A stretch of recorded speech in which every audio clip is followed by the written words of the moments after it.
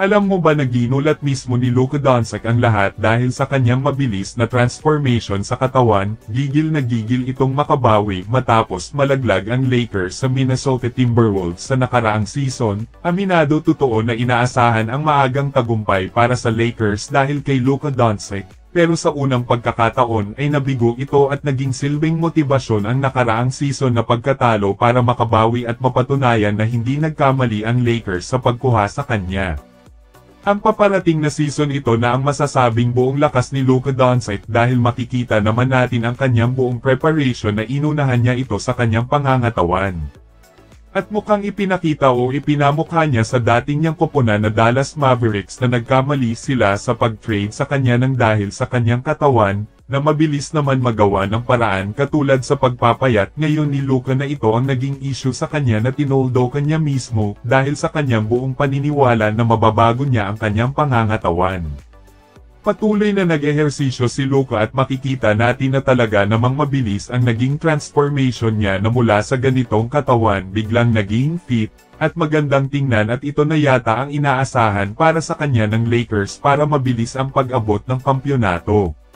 Sa ngayon buo pa rin ang Big Three ng Los Angeles Lakers na sina LeBron James, Luka Doncic at Austin Reeves. Meron silang idinagdag at ito nga ang pagpapalakas sa kanilang depensa, pero bukod dyan tinapos na rin ng Lakers ang kanilang kakulangan at ito nga ang sentro na kinuha si DeAndre Ayton na magsisilbing isang pundasyon para sa panalo ng Los Angeles Lakers. Pero para sa iyo idol, naniniwala ka ba na magkakampyon na ang Los Angeles Lakers sa susunod na season?